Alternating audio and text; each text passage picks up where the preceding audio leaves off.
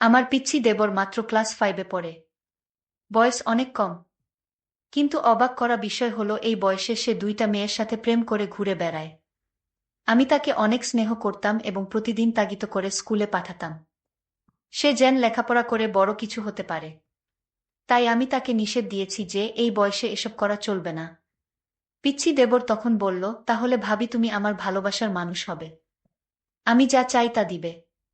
আমি পিচ্চি ছেলের কথা শুনে ভাবলাম তাকে অন্তত মেয়েদের কাছ থেকে বিরত রাখার জন্য তার সাথে আমার ভালোবাসার অভিনয় করতে হবে। তার চাওয়া পাওয়া আমারই পূরণ করতে হবে। আমি ভেবেছিলাম তার বয়স কম, সে আর কি করতে পারবে। কিন্তু এই ধারণা আমার ভুল ছিল। একদিন রাতে সে আমার সাথে। ভাবতেই পারছি না এত বড় কি করে হয়। বাকিটা গল্পতে শোনাচ্ছি। বাসায় ঢুকার সময় বাজারের ব্যাগ থেকে একটা পারফিউম বের করে ভাবির সামনে হাঁটু গেড়ে বসে বললাম, রমণী, তোমার জন্য হাজার মানুষের ভিড়ে ঠেলাঠেলি করে মানুষের বিশ্রী ঘামের গন্ধ সহ্য করে নিয়ে আসলাম এই সুগন্ধবিহীন পারফিউম। তুমি এটা হাতে নিয়ে ধন্য করো আমায়। ভাবি তখন রান্নাঘরে রান্না করছিল। গরম কুন্তিটা হাতে নিয়ে আমায় বলল, 9:30 বেজে গেছে। তাড়াতাড়ি ফ্রেশ হয়ে স্কুলে যা বলছি। আমি মুচকি হেসে ভাবিকে বললাম, আজ তো স্কুলে ক্লাস হবে না। শুধু শুধু গিয়ে লাভ কি? ভাবি রেগে গিয়ে বলল, ক্লাস না হলেও তুই স্কুলে যাবি। কয়েকদিন পর এসএসসি পরীক্ষা, সেই খেয়াল আছে? আর স্কুলে না গিয়ে তুই যদি অন্য কোথাও যাস তাহলে কিন্তু খবর আছে। আমি কিন্তু স্কুলে ফোন দিয়ে খবর নিব। স্কুলের পড়া শিখা হয়নি, তাই ভেবেছিলাম স্কুলে যাব না। কিন্তু ভাবি যেভাবে রেগে আছে, না গেলে আমার খবর আছে। তাই বাধ্য হয়ে স্কুলে গেলাম। স্কুল থেকে বাসায় আসতে আসতে বিকাল হয়ে গেল। ভাবি আমার কাছে এসে বলল, তুই টিফিনে খেতে এলি না কেন? স্কুলের পাশেই তো বাসা। খেয়ে গেলে কি সমস্যা হতো? আমি ভাবির থেকে একটু সরে গিয়ে মাথাটা নিচু করে বললাম, বন্ধুদের সাথে বাহিরে খেয়ে ফেলেছিলাম।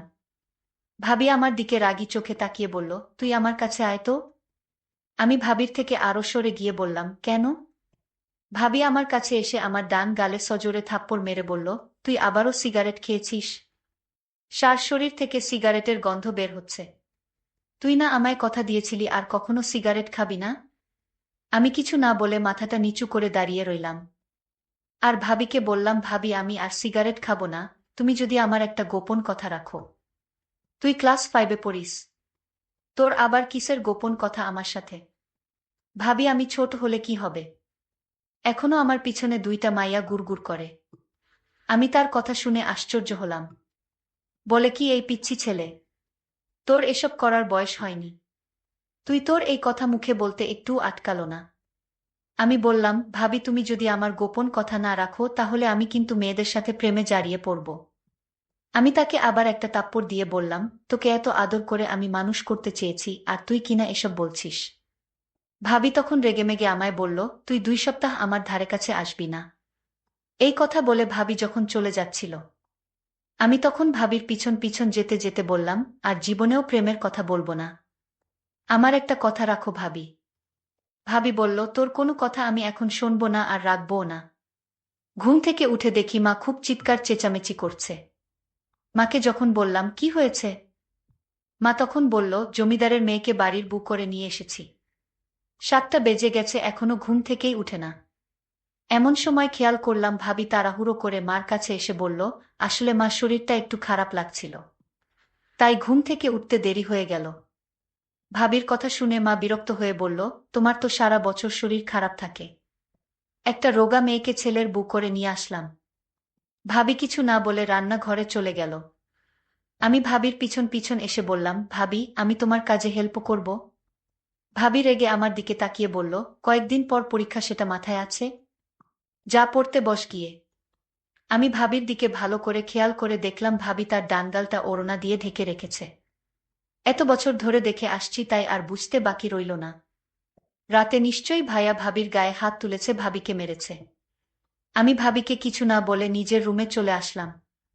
মাঝে মাঝে ইচ্ছে হয় ভাবির প্রতি এই অন্যায়ের প্রতিবাদ করি, কিন্তু ভাইয়ার চোখের দিকে তাকিয়ে কথা বলার সাহস কখনোই হয়নি। রাত 11টা বাজে। বড় আপু লাগেজ হাতে নিয়ে বাসায় হাজির।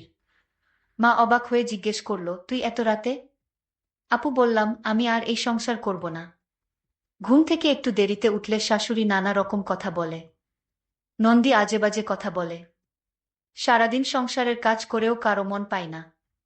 এমনকি মাঝে মাঝে রাতুলও আমার স্বামী আমার গায়ে হাত তুলে। আপুর কথা শুনে ভাইয়া রেগেমেগে বলল, কি? তোর স্বামী তোকে মারধর করে?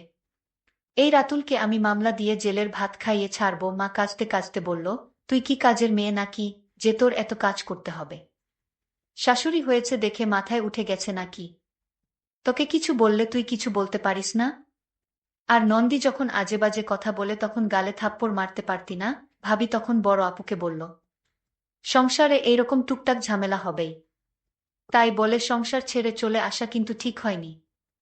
ভাবির কথা শুনে ভাইয়া সবার সামনে ভাবিকে থাপ্পড় মেরে বলল, এত বেশি বুঝো কেন? আমার বোনের বোনকে মারধর করবে আর ও এটা মেনে নিয়ে সংসার করবে?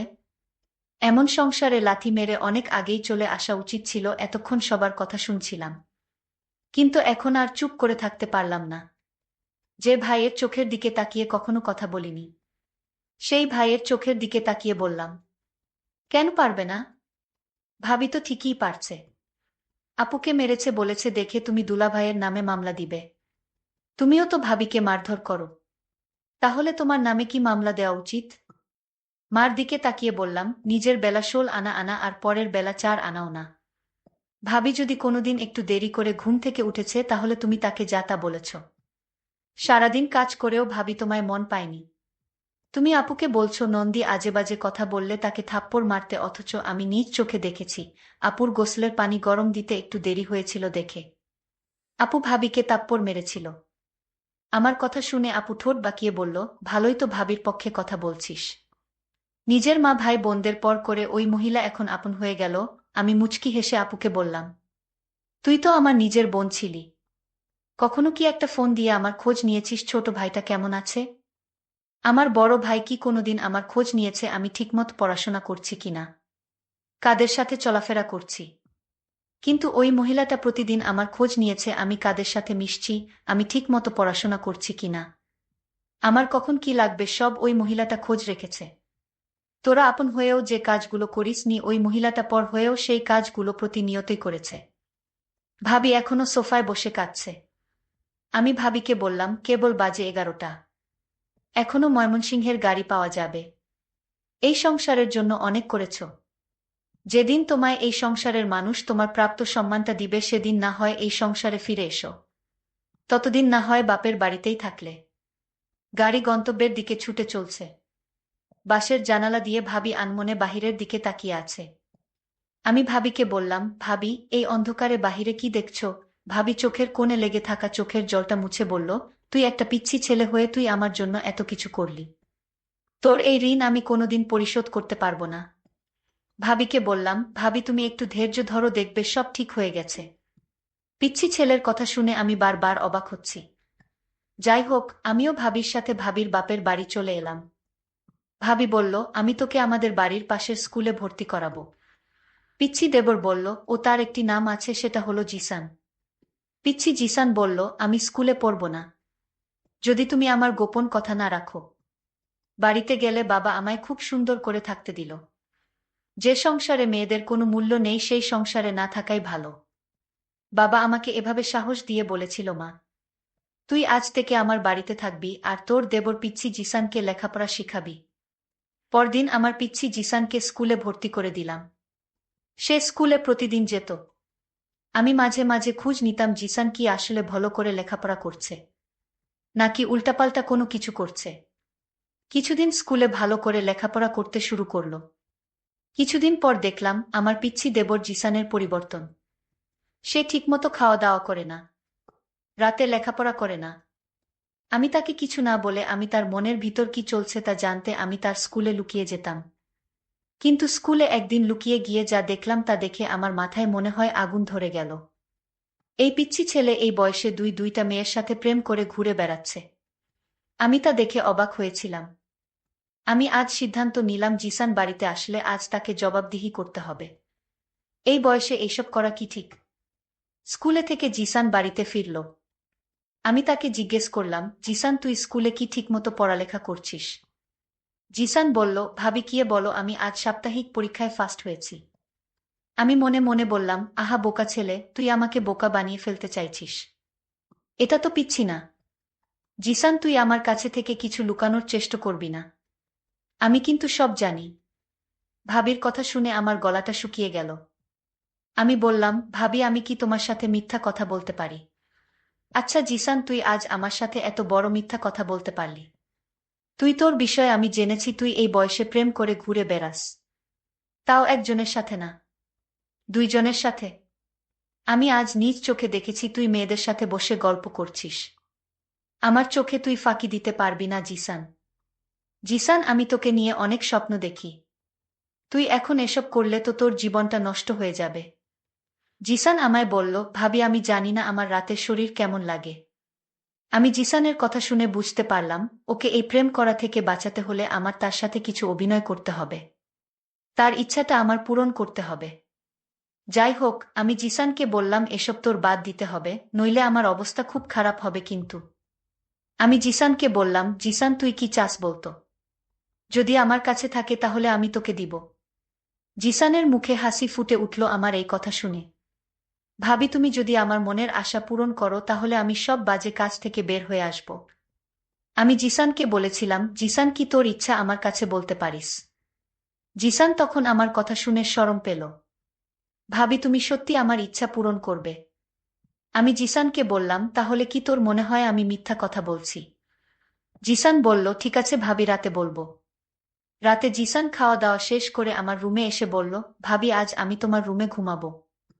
আমার একা একা ঘুমাতে ভয় লাগে। তোমাদের বাসাটা অনেক বড়। আমি জিসানকে বললাম, জিসান, তুই তো ছোট মানুষ, তুই কি আমার চাহিদাটা কি বুঝবে? জিসান বলল, ভাবি, আমি এতদিন যে একটা গোপন কথা বলবো সেটা আজ তোমায় বলবো। ভাবি বলল, তোর গোপন কথা কি, এটা আমি জানি। আমি ভাবিকে বললাম, ভাবি, তুমি জানবে কি করে আমার মনের কথা? ভাবি বলল, দেখ, আমি 2টা বছর তোকে লালন পালন করেছি, আর তোর মন কি চায় সেটা আমি বুঝবো না? তাহলে কে বুঝবে? আমি ভাবিকে বললাম, ভাবি, তাহলে বলো আমার মন কি চায়? ভাবি তখন বলল, তোর মন সবসময় আমাকে নিয়ে ভাবে। তুই রাতে আমাকে নিয়ে স্বপ্ন দেখিস। তুই আমাকে চাস, তাই না? জিসান তখন অবাক হয়ে গেল। আর মনে মনে চিন্তা করতে লাগলো, ভাবি আমার মনের খবর কি করে জানে?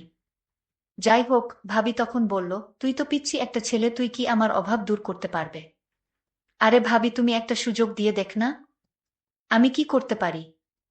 জিসানের মুখে এই কথা শোনার পর মনে মনে চিন্তা করলাম, পিচ্ছি একটা পোলা, সে আমার ছেলের বয়সী, সে কি না বলে তাকে একটা সুযোগ দিব।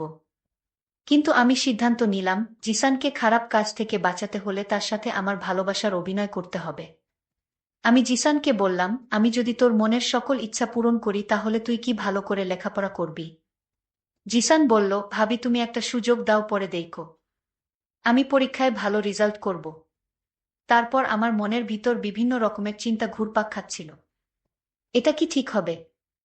আমি তো খারাপ কিছু করছি না। আমি বরং জিসানকে মেয়েদের কাছ থেকে দূরে রাখার জন্য আমি তার সাথে অভিনয় করে যাচ্ছি। আমি জিসানকে বললাম, জিসান, আজ তোর মনের ইচ্ছা পূরণ করব। তুই আজ রাতে আমার কাছে যা চাইবি তাই পাবি। ঠিক তখনই জিসানের বাবা ফোন করে বলল, বৌমা, তোমার শাশুড়ি খুব অসুস্থ, তুমি তোমার শাশুড়ি মাকে ক্ষমা করে দাও। আর তুমি তাড়াতাড়ি বাড়িতে ফিরে এসো। আমার স্বামীও আমাকে নিতে আসলো। আমার স্বামী আমার কাছে ক্ষমা চাইল। আমি তাকে ক্ষমা করে দিলাম এবং আবার আমার স্বামীর বাড়িতে চলে আসলাম। এইদিকে জিসান বলল, ভাবি, আমার মা অসুস্থ ছিল তাই আর হলো না। আজ কিন্তু কোনো বাধা আমি মানব না। ভাবি বলল, তোর ভাই কাল শহরে চলে যাবে। তারপর দেখা যাবে। বন্ধুরা, নেটওয়ার্কের সমস্যার জন্য সম্পূর্ণ গল্পটি শেষ করতে পারলাম না। পরের পার্ট আগামীকাল দেওয়া হবে। সেই পর্যন্ত সবাই ভালো থাকবেন, ধন্যবাদ।